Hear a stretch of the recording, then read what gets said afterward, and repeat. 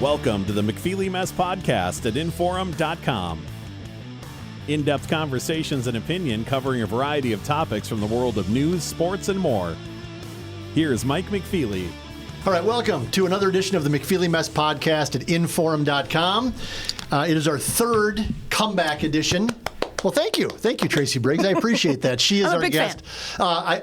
Tracy Briggs, forum reporter extraordinaire, longtime TV type. What would I call you? TV reporter, TV, radio. Anchor, radio. You've done it all. My husband likes to say I'm the queen of all media. So that's what I'd like to call myself. But that seems a little, No, it's fine. Not quite the master of anything. Yeah, and that's people have referred to me as a jack of all trades, the master of none. Exactly. Right? So you just dabble your toes and your fingers into different things. We aren't really great at any of them, but we're damn good at most of them. And maybe we can't stick to one thing. You and I have both done the same thing, where we were working in the paper or TV, and we go to radio, and then we leave radio. Yes. Then we podcast, and maybe we just can't. Maybe it's like ADHD. Well, ask my wife about my ability to focus on something for more than 34 seconds at a time, and she will tell you I'm undiagnosed. That's what she'll say. And my daughter tells me that. I can't imagine you as an 11-year-old boy in school. She was like, I just can't even imagine what you were like. I'm like, well, that's perfect. I was delightful. Yeah. I was an angel. No, my daughter daughter loved me very much. Yes. And my daughter is absolutely convinced, Mom, I know you have ADHD. I'm like, I do not. And then she'll start talking. I'll be like, oh, squirrel. Yeah, exactly. See? You and I and my sister Patty were all in the same boat because I'll be driving in my pickup, and Emma, our daughter, 22-year-old daughter, will be sitting next to me, and we'll be talking about something, and I'll go, oh, look at that eagle. We're just inquisitive and curious. And Emma will just stop and go, oh, my God. You need to relax. Shiny object. I know. Emma just like, you're like talking about something so intensely, and all of a sudden oh, eagle. Yeah. And you're gone, and it's gone. I know. So, no, we're never diagnosed. Nope. Maybe somebody's got meds for us out there. I don't want them. I'm good. No, I'm fine. You like the way you are? I do. Yeah. Yeah. You should. It's worked. I like me. I like me. I'm good enough. I'm smart enough. And gosh darn it, people like me. Anyway. We digress in our brains that are going everywhere. Yeah, exactly. It's exactly perfect. Fits our personalities. Yeah. I asked Tracy on today, in part because she's a wonderful human being, of course, and we like to chat with her. But, as I told you before we started recording, when I threw out the idea of restarting this podcast because I had got bored with it for a year and I just didn't want to do it anymore and I didn't know what it was, I threw out the idea to my newsletter readers and my social media followers, whatever they might, friends, whatever they might be. I said, what do you, the adoring public, want to see if I restart a podcast? And they said, keep doing what you're doing, be your ADHD self, go from fishing to football to politics to cooking to travel, just do all the things. That's what we like. But, they said, could you get a female voice on once in a while? Because it's all you and guys just talking back and forth, and there's never any women on there. And I said, that's fine. I guess I can do that. I suppose. If we let girls on the podcast. The little women talk. So I'm going to have to take off the boys only sign on my office door and girls go away sign. Yep. Some people did suggest my wife be in a podcast with me. That would be entertaining. That would be something. I've been in New York with your wife. Yes, you have. She was wonderful, and I got some inside scoop on you. And oh boy, let's not go down that road. We don't need any scooping. She was fun. She is fun. She was just, by the way, speaking of ADHD, and my wife, she is not. I am. Her and our daughter were just in Boston last week or a week and a half or so ago. Had a terrific time. Yeah, Boston's a great city. I've only been there once for just a short period, and it was a work trip, and so I didn't have much time to do things, but I want to go back now. Did you go to a Red Sox game at all? Or? I did not. I was there to cover UND's hockey team in the Frozen what's it called? Frozen Four. Frozen Four. And so I was busy doing that most of the time, but in my free time, I took a tour of Fenway Park. That's fun. It was April, and the Red Sox were out of town. Okay. And it was like 35 degrees anyway. I'm not sure I wanted to sit outside, but I took a tour for $20. So I did that. Yeah. But Yeah, but anyway, Emma and Michelle, speaking of traveling, and my wife had just a terrific Great. time. So, you know what I loved about it is I love the history. I mean, Boston, obviously full of history, great restaurants. And this sounds so weird. I felt very safe, and I felt like it was clean. You know, and there's some... Have you been talking to my wife? Have you been talking to Michelle? No, I haven't. Is that what she said? Exactly, because I said, so how was it? Because Emma and I went to New York in December, did a dad-daughter trip. And I'm making it sound like the McFeelys are sitting on a pile of money or something. Well, yeah, because you're a media celebrity. Yeah, we are not, and I am not. But long story. But so Emma and I went to New York in December, and we love New York City, as you do too. Yes. Everybody loves New York except those people who haven't been there and are pinheads. But New York is interesting because there's so much stuff going on. But in Manhattan and the places we've been, clean, safe. You know, I mean, there's always stuff. There's always stuff, right? There's a homeless population. There's some garbage here and there. It's New York City. Right. There's 8 million freaking people. There's going to be trash cans that are tipped over. I don't care. So I brought up to my wife, how was Boston? They stayed right downtown, right next to TD Garden. Very affordable hotel room, by the way. Small, but very affordable. And I said, so what was it? And she's like, it was about the cleanest big city I've ever been in. She was incredibly, never felt anything unsafe or threatened. She said it was fantastic in every way. She said, great, just so clean, so nice. And you know what? Quite a big difference is I'm probably going to get negative, and maybe you're going to get people yelling at you. A big city that I'm not sure I'm ever excited to go back to again. Can you guess? Philadelphia. Oh, really? I felt very unsafe there. The entire time I was there for 3 days. I saw one police car. I was approached in the hotel restaurant coffee shop by a panhandler who got very aggressive with me. And the people in the restaurant weren't doing anything about it. It was very, and I talked to my friend who's from Philadelphia, and she's like, yep. Why do you think I moved here? So, do you think you've got Philadelphia listeners and they're going to send me nasty emails? I don't think so. It was, lots of great history there, lots of great food. Yeah, but I tell you, I don't know if the police force, maybe there's a policeman shortage.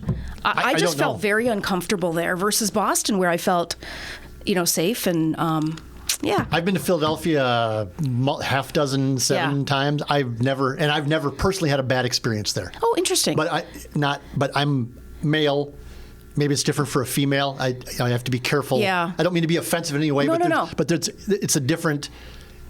Females face a different vibe when it comes to just the aggressiveness of some men. And walking in a dark street. Yes, and I was alone for a while in Philadelphia. My husband was at a conference, and I just kind of started seeing the city. Yep. And maybe that's my own fault that I was going into I didn't know where I was going. So maybe it was me not researching where to go. But I've stayed downtown. I've stayed out by the airport. Yep. I've been by the sports complex multiple times. But me personally, I've walked around a lot. I've told the story before about how I was downtown covering Carson Wentz. Yeah, of course. I was staying out by the airport. I went downtown to talk to Eagles fans. I wrote my column in a bar in downtown Philadelphia while drinking. It was fantastic. Yeah. Got done, said, well, I got nothing to do. So I continued to enjoy myself on my own time in downtown Philadelphia by myself. Stumbled out of my last establishment at about probably 1 o'clock.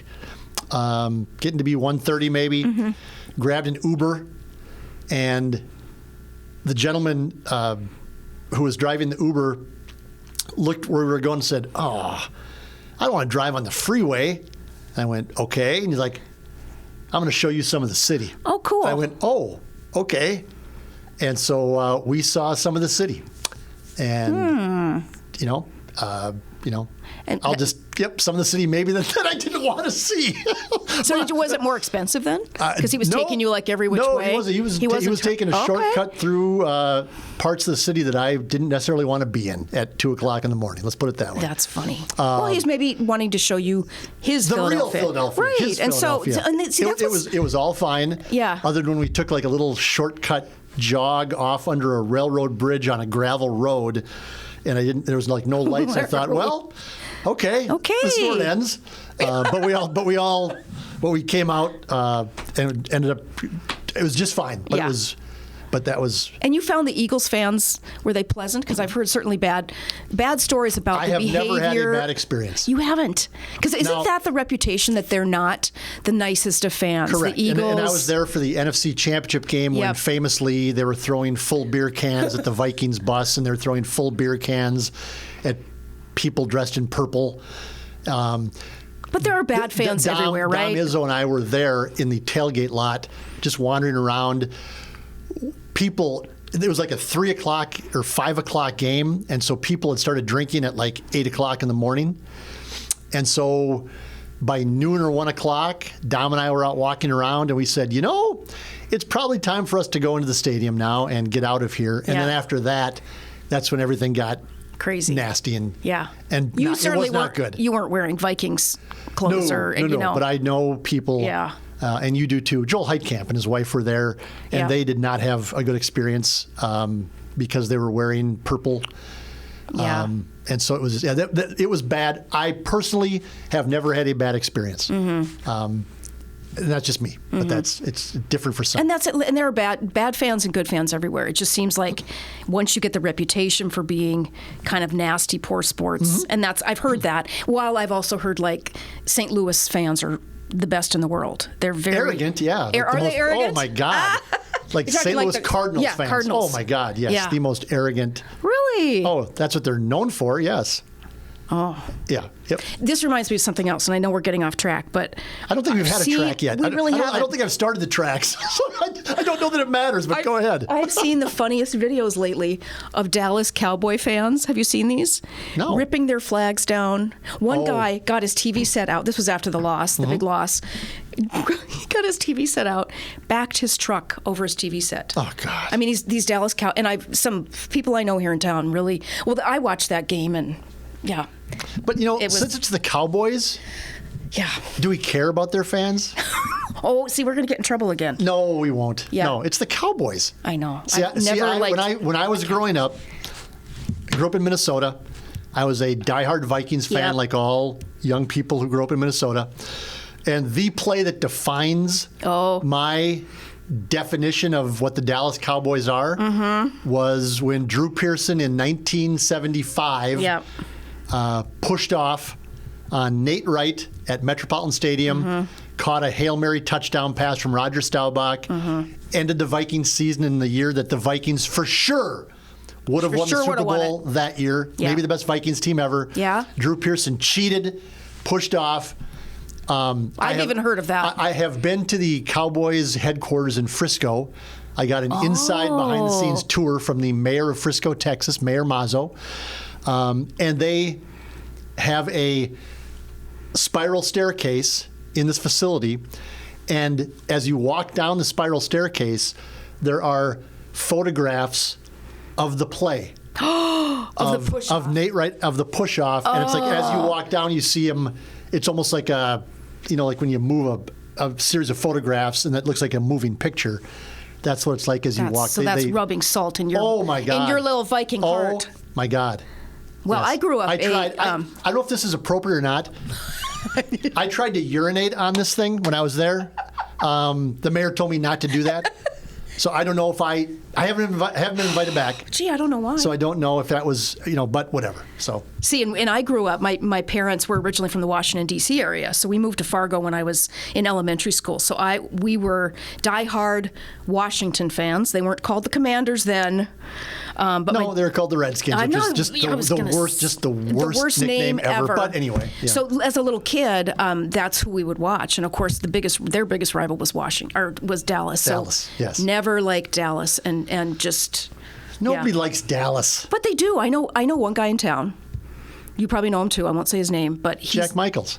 Oh, is he a Dallas fan? Huge Cowboys fan. Okay, no, I'm not thinking of him. I'm thinking of another guy. Super flawed. Jack is the nicest guy in the world. Man. But man, what a terrible character flaw. That's the thing. If you grow up here, do you just become a Cowboy fan? But he grew up in Williston, so there's nothing there.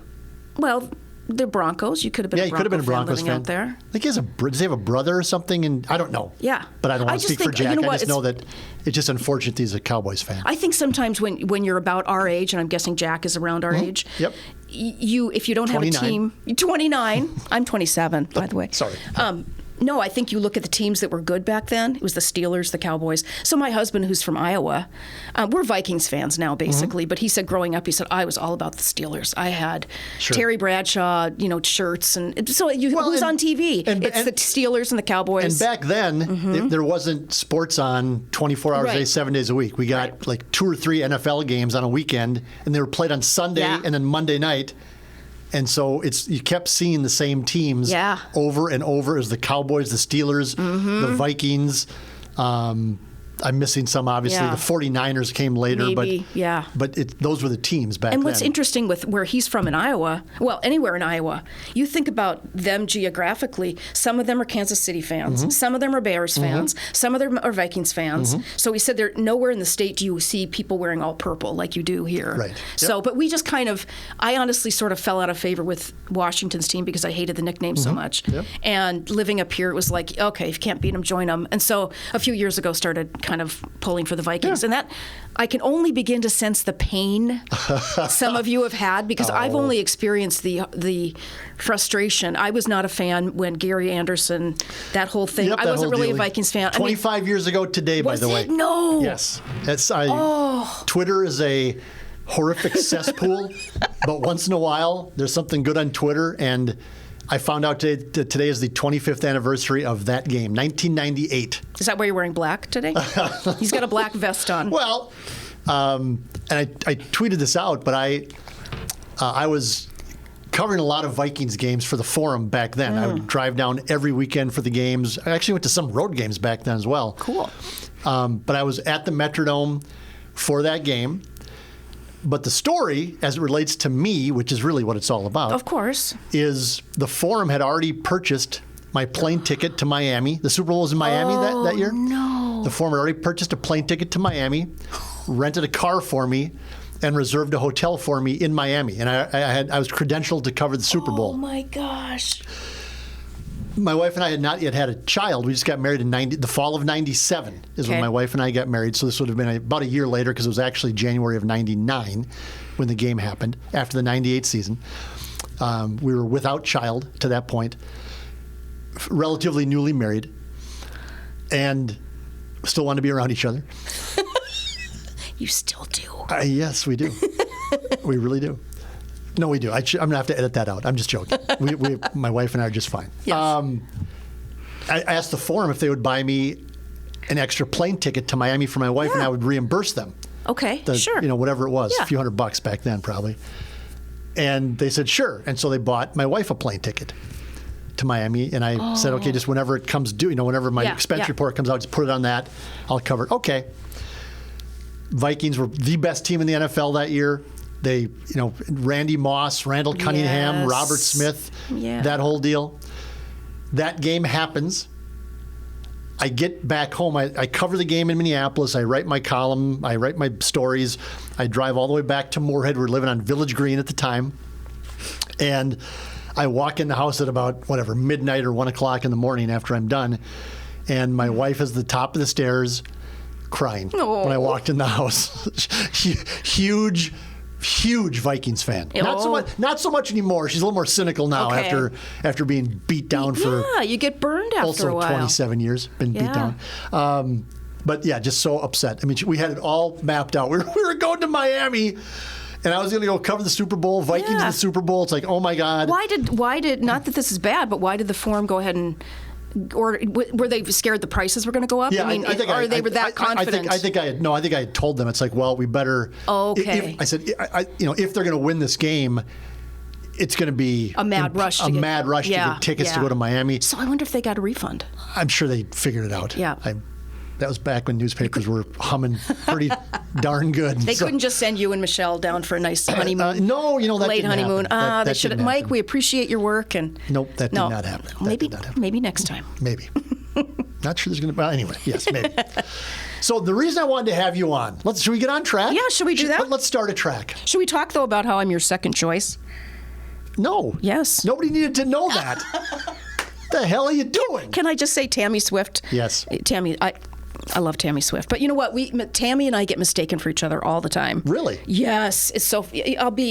There was a guy that called me. Well, you're both female, so yes, you know. Both Tammy, Tracy names are similar. Yes. Feature writers. Yes. But this guy said he was trying to. He said, my wife. Oh, she remembers you so well from your English class when she taught you English. And I was like, oh, what's her name? And he said the name.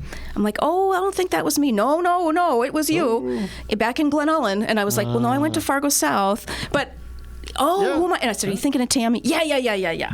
So anyway, you can edit all this out if you want. No. But I was glad to fill in for Tammy. If you're going to expose me, then that's fine.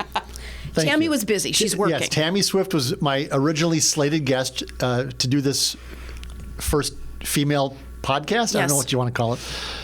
But she was given a late assignment, a business story that you can read later this week. And we're recording this on Wednesday. January something, 16th or 17th, whatever She's got her deadline is in a couple hours. Yeah, and so she couldn't do it.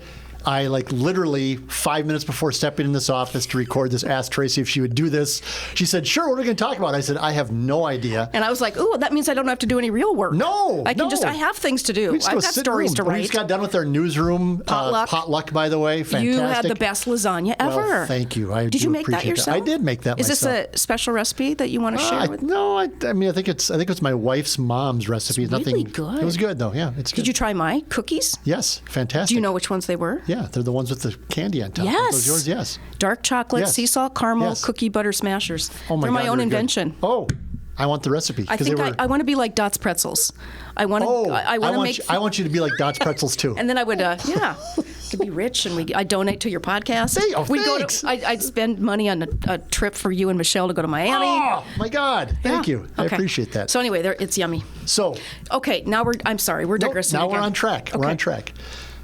I thought we could talk about, because it's been so popular on our website and among readers and on social media and everything else, is you've done a couple of stories about a long ago fast food restaurant in South Fargo that was here and gone long before I ever came here. I was going to ask you if you had ever... I had not. No, you were still in high school. I was probably. still, what year? It was done in 1978? 78, 79. Yeah, so middle school maybe. Yeah, I was in middle school at that time, yes. King Leo's. It was a hamburger stand restaurant. Restaurant, yeah. Okay. On South University, across from Nativity Church, like the taco shop location. Kind of. You know what? I used to always think it was the taco shop location. I think it's actually where Loaf and Jug is. Okay, so the convenience store that's down there. Right in that area. Yes, and if you look at some of the photos, if you go to inform.com, now look what you did to me. Look what you did to me. I love it. Tracy's Thanks, Jeff. stories. Tracy's stories are there, featured on our website. She's done 2 of them now because the first one proved so popular. About King Leo's, and if you look at some of the photographs, what I did today, and I read the first one too, and that came out 10 days or so ago. You can see in some of the photos in the background the apartment buildings that are still there, actually, in the background. Honestly, I didn't even notice King that, Leo's. but you're right. If you're looking to the west, from University to the west, you can see, and so you can kind of get a feel of where it is. But the first story you wrote 10 days ago, 2 weeks ago, a week ago, was just about the restaurant itself and the history behind it and the people who ran it and the people who worked there and some of the memories. And you unleashed like a tsunami of interest and memories and fun. And I think you touched on this in one of the stories, but it was one of those places that people tie to their younger years, to their teen years when life was grand, and you're tapping into nostalgia and the idea that God, when I was 18, the world was better, and I was young, and I was this, and I was that, and King Leo's for many, many, many Fargoans was that place that was the center of that for them. Absolutely, and you think back to those years, and not for all of us, but for many of us, there were no worries. You weren't paying bills. You were eating, triple cheeseburgers and fries and not thinking about gaining weight, or, you were going to school, you're hanging out with your friends. So there's so much of just the aura of that time in your life. And I think that's what this story touched on. But I was shocked because even though I was in Fargo at the time, 1979, I was a freshman in high school. We had our freshman cheerleading car wash there, but I never stopped in to get a hamburger. Never ate there. Think about that. Never. Where did you guys live? Where'd your family live? We had 3 different houses. Because you went graduate from Fargo South. Fargo South. Correct. Okay. Yep. We lived kind of by Lewis and Clark when we first moved here, and then we moved to the Claire Barton neighborhood, and then we moved sort of by South High. Okay. But I don't know. Maybe my parents. I mean, we ate at McDonald's, we ate at A&W, but we never ate at King Leo's for some reason, and it sounds like I missed out. So when I posted on Facebook several weeks, back in December, actually, I said, hey, who's eating at King Leo's? So they commented on the Facebook page, and then I got a ton of emails. And I think I did, I wrote the story, and I felt like, I'm leaving a lot of good stories out. But what convinced me to do that second story was the owner's son, Steve Latz, got back to me, and he gave me a bunch of new stuff, and I thought, okay, you know what, maybe we can supersize it. Get it? I thought it was super funny. I do. Was that a super fun pun? Yes, right? It was. So that's why I did a second one. But it is. People have memories of just. One of my favorite stories was, and this is in the first story. It's actually one of the Davies kids, Brian Davies, Judge Davies, Tom Davies. Well, I'm not sure which part of the family he's from, but he said his mom would drop him at church at Nativity. They'd walk in the door, and she'd drive away, and then he and his sibling, I think, would walk out, go to King Leo's, have church in quotation marks at King Leo's, that was great. and then go back to church, grab a bulletin, and Mom would pick him up. Yeah. So maybe it was like CCD or something like that. But can you imagine? And I need to call him and say, did your mom ever find this out? Are you a nice human being? Did that hurt you in any way? But being a transplant, I'm from the Twin Cities originally. We moved to Alexandria when I was probably about that time, probably about 78, 79. Moved to Alexandria full time. We had a cabin there, and so I didn't get to Fargo Moorhead until the fall of 1984 when I went to Moorhead State.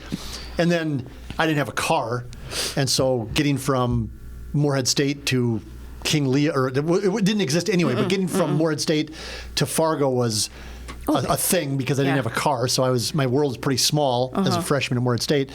But I just didn't know anything about King Leo's until many, many years later. I started working here at the Forum, and the Colpack boys and then the King Leo's reference would come up once in a while. Yeah. And I went, well, what's this King Leo? Well, it's an old hamburger joint. It's long gone. It was like the thing in South Fargo. It was, it was by the freeway interchange there. Yeah, where, and that's why they were popular too. Yes. People on the way to the lakes would stop there. Families would eat there Fridays. And actually, it was Jeff's older brother Bruce Colpack that worked there. Yes. So older than Dave. Oldest brother is Oldest Bruce, brother. So I ended up talking to him, and he was just talking about it sounds like it was a really well-run place where, they couldn't write anything down. I don't know if you read that in the story. You can't just write down one hamburger, French fries, whatever. They had to add everything up in their head, and they gave him a cheat sheet, which is this is funny. I read this today, and I was kind of chuckling. The hamburgers were 15 cents. 15 cents. And so, oh my God, things were so much cheaper back then. Oh, life was better. Sorry, had to get that off my chest. But they gave the kids cheat sheets to study that one hamburger was 15 cents, 2 then were 30 cents, and 3 were 45 cents, and 4 were 60 cents. And they had to give the kids cheat sheets. I'm just thinking, I'm not this brightest guy around, but think about that, though. I get that if you just are ordering hamburgers, but you start adding in pop and French fries and a fish burger. That's fair. My little math. I didn't go into journalism because I was good in math. Correct. It's a sort of a running gag that a lot of us that went into journalism is because we didn't have to take a lot of math. Correct. I took one math class at UND. Yes, correct. Pass fail. 100% accuracy, by the way. I was told by my high school teacher as a junior that I probably should not take any more math classes. So think about that. That's really good teaching, by the way, too. It's really dedicated to his craft. That's terrible. Yeah. Well, I remember when my kids were, maybe 6th grade, 4th grade. She must be my 6th grader, came home and said, hey, when's Dad going to be home? And I said, oh, he's got a meeting tonight. Why? Well, I get this math problem that I don't really get. And I was very offended. I mean, my husband's a scientist, so he's really good at math. And I said, oh, for heaven's sakes, honey. I said, I graduated from high school. I took 6th grade math. I can help you. She shows me the problem, and I went, yeah, okay, so Dad's going to be home at 8:30. I mean, tell me that doesn't hurt your ego when you're like, I can't do 6th grade math. I lost my ego about math a long time ago. So you know what? It's a perfect marriage because science and math, he handled all those questions. I was the history English. Oh, yes. So I tell you what, if you're not married and you're look at somebody who is completely kind of opposite. Yes, yeah. Opposites attract. It works out. It's worked. Yes. It's worked. Works in a lot of cases. But yeah, so King digress Leo's. again. No, that's okay. King Leo's was. Every town probably has a place like this, and I'm not trying to diminish your story, but it clearly like struck a nerve with hundreds, dozens, thousands of people that have read the story, thinking back to their youth. But every town has a place where kids go to gather and hang out with other kids and meet girls if you're a boy and meet boys if you're a girl and get out of the house. You know, maybe it's the first place you got to go to get out of the house and away from your parents. So there's a freedom element there. We were all growing up. We all were, under our parents' thumb and oh my God. Yeah. And once you get out and get away from your parents and be yourself, quote unquote, King Leo sounds like that kind of place. Well, and I'm always, with this was part of my Back Then series, which is, I do these historical pieces where we walk down memory lane or whatever. And I'm always quick to point out that just because I do a story on King Leo's doesn't mean that I don't want to do a story on the Williams Drive-In, I think that's what it was called, in North Fargo. Or somebody else called and said, hey, there was this place called the Moorhead Auto Dine. Great. Okay, cool. You know Thanks. what? Yeah. I'm hopefully going to work here for a lot longer. I'd be happy to do stories on other people's favorite little hamburger joints. So Or it's hangouts. never. I've got a quota to fill, man. This is like every Wednesday. So I always ask people, please. My story ideas come from other stories. So, in fact, the King Leo story really came from another story. I did a story in the Amadon House on 8th Street. It's kind of really cool architecture, and I met Dr. Blaine Amadon was the guy that owned the house, a really well-known obstetrician at Dakota Hospital. I interviewed his son, Blaine Jr., Chip.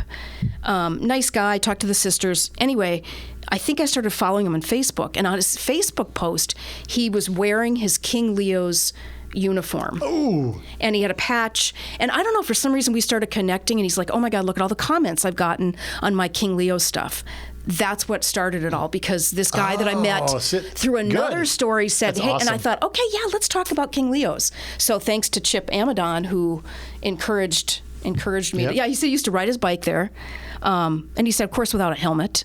And, he was to and from his house at like 2 o'clock in the morning. Nobody cared. No. You talk about how different it was. And Fargo was a different place back then as well. I'm not that it's unsafe now, but that part of town, that was the edge of town in some ways. Yeah, it really, yep. It didn't go, it didn't go much past. Just in the time I've been here, all that, like the 32nd Street Hornbachers, that was all wilderness back then. Right. Going out to the Flying J, when I was in college, going to the Flying J was like going to the moon. It was so far away and way out in the middle. It was like a country bar out in the middle of nowhere. Well, same thing with West Acres. Yes. When I was a little kid, and of course, we'd want to go to West Acres and go to Claire's Boutique and all this stuff. And Mom would be like, oh, I have to drive on that gravel road. Yep. And, we all lived the way out there. Yeah, by like South High and West, there really wasn't much there. Right. So fun to see how the city's grown. And so my point is that King Leo's, it was just a different time in Fargo's history when it was a much smaller town. And I'm not talking about safe. I'm just talking about just a smaller town. There's 50,000 people instead of 150,000 people or whatever the population was. I don't know the actual numbers. And so it strikes that chord for people remembering when they were younger in a smaller town. And it's just I've enjoyed reading it. It's just been neat to. It's been fun. Just to kind of, and people get so. They're so excited about it. Just to read the comments and to read the quotes and the memories. I can't remember last week what happened. See, and that's what's so funny. And I've talked to a couple people about, I don't remember what I had for dinner last night, but boy, I remember 1975, blah, blah, blah. Yep. I had a really fun email from somebody that said, my favorite memory of King Leo's is I was there having a soda, and this cute girl came over from Nativity Church and started shooting a squirt gun at me. And we've now been married for 53 years. Oh, my goodness. So met this girl, and that whatever reason, I don't know, maybe that was, that's what we women need to do is start using squirt guns or something. But so the people that met friends there, and then Steve Latz, the owner's son, had so many fun stories about his dad and how he had no experience in the food business. And he started calling himself King Leo. King Leo. That was the thing. God, that was funny. With the police officer. I was reading officer. that today with these. Yep, he tried the old, don't you know who I am? You want to come to the back of King Leo's? I'll give you a burger. And the guy's like, here's your ticket. But he started calling himself King Leo. Yeah. People are like, what? Yeah. Huh? Yeah. Pretty good stuff. And so in Alexandria, for what it's worth. Yeah. I was trying to think as I was reading this stuff. I remember hanging out at the bowling alley. Okay. And I don't have like some one spot where I can say, oh my God, every Friday we went to, Jimmy's hot dog stand in Alexandria, whatever. Well, we just didn't eat out as much back then. No, that's right. I mean, you're just a little right. bit younger than me. That was a big deal to go to McDonald's, even. Yes. Oh no, that's When I was before we moved to Alexandria, we lived in Crystal, Minnesota, which is a inner ring suburb of Minneapolis, and there was a McDonald's not too far from our house, and we just never. My dad, it was like, just wouldn't go there. This was the 1970s, and my dad's like, well, why would you go buy a greasy, disgusting? Because it's good. Hamburger. What? Because he was just not of that era, and going out to eat was, you would get dressed up, and you'd put on a coat and tie, and you'd go to a supper club, and you would sit with cloth napkins and the relish tray. And you'd have a couple of drinks, and you would have that. We would go to the Bungalow, also in Crystal, Minnesota, like a steakhouse type of supper club, and that was the big night. Yeah. And you'd do that like once every 2 months. Sure. Even if that. Right. But the idea of fast food. The idea of fast food for my dad, who was born in 1922. And so World War II veteran kind of guy, one of those kind of guys. Yeah. But like fast food is like, well, no, why would you? The hell would you want to eat that greasy burger? It's just gross. My God. I remember it being a special treat going to McDonald's when my parents would go out for the evening. We'd get a babysitter. My mom would say, we're going to get McDonald's, and then we're going to have Cindy, the babysitter, and then Cindy would let us stay up and watch Love American Style. Do you remember that? Love American Style. Truer than the red, white, and blue. Yes, sorry. This is why we don't sorry get paid to the world. sing. Yes, sorry to everybody for that. I'm sure, because it was Friday night. It was the Brady Bunch Partridge Family, Room 222, The Odd Couple, Love American Style, and we'd be eating our cheeseburgers, and it's just the best. And I'm sure the humor in Love American Style went right over my head. Yes. But it's Friday night, so we got to stay up till 10, and then we'd go to bed, and that was my. And then we'd eat fried Cheerios. Did you ever have fried Cheerios? No. That might be another column that's coming up. Fried Cheerios. Fried Cheerios. A great snack from the early 70s. Okay. All right. Yeah. All right. That's me tackling all the hard issues while you're taking on politics. I'm taking on fried Cheerios. While I'm slashing Doug Burgum up one side and down the other. I'm taking on billionaire politicians who are governors and might be vice president. And I'm talking about King Leo's. That's and okay. You know what? People enjoy that far more than they enjoy me slashing Doug Burgum up one side and down the other. No, I think we could look at our numbers. You get good numbers. But no, and you're right. I mean, the north side of Fargo would have had their own place. Moorhead would have had its own place. Dilworth would have had its own place. Castleton would have had its own place. So please, the closing message then, let me know. Don't just why don't you ever do this? Why do you hate Mapleton? No, we don't. Because I've gotten some emails like that. Why are you talking about this and not this? I didn't know about that. Yeah. You let me know, and I mean, I'll put it on my list of things to do. I love covering this stuff because it means I don't have to do real news. Wow. I did. I always tell people what I do now is so much fun because it's not doing Blizzard live shots at the Flying J truck stop. Back in the DAY days when I'd be out there, don't travel. Even though we'd be traveling. Yeah, yep. Don't travel. It's cold out here. Why are you out there then? Yeah, because this is my job. It's my job. And I'm freezing. So, anyway. Thank you. Thank you. Thanks for joining me on short notice. Thanks Absolutely. for taking Tammy Swift's place when she stiffed me. I appreciate that. All right, you get her next time. Yep, everything She's a woman, too. She is. I was told I need more female voices. I don't know. Okay. I guess Mike McFeely looking for good women. I found one, Tracy, 25, 27, 22 years ago. All right. I want to listen if she's a 25, guest. whatever years ago. I found one. I'm really going to get in trouble for that because I couldn't remember. She's awesome. We were married in 1997, so that makes how many years? You told me there would be no math. That makes 26 years we've been married, yes. Yeah, we're going on 24? Yeah. I wouldn't know. I don't know. Well, that was me doing math in my head. Oh, Because you know what? This should be easy. I got married in 2000. That should be really easy then. That's yes. I have to actually do subtraction and carrying and stuff. But thank you. Thank you. Tracy Briggs, Forum reporter. Read all her great work at inforum.com and buy a subscription. We have deals often. Great deals. Where you can get like 6 months for 99 cents to test it out, give it the test ride. And if you like it, and you will, because of stories like Tracy's, because of columns like mine, because of stories like Tammy Swift's, who does a little bit of everything, by the way, business and entertainment. Working her behind off out there trying to get this done. And so buy a subscription, support local journalism. It's important, and that's how you get King Leo stories. You don't get them anywhere else. And I mean that in a complimentary way. You get them nowhere else. And we are so grateful to those of you that do subscribe. And I get messages from people, hey, I lived in Fargo 20 years ago, but now we're living in Arizona, and I'm still a subscriber. And it's like, thank you. Thank you. That means a lot. And I don't know if we say thank you enough, but it really does mean a lot that you're helping feed our children. Oh, my God. Okay. Okay, we're done. We're done here. Thank you, Tracy. Where's the hook? Get her out of here. This has been the McFeely Mess podcast at inforum.com. Thanks for listening to the McFeely Mess podcast at inforum.com. For more podcasts and columns, head to inforum.com and search Mike McFeely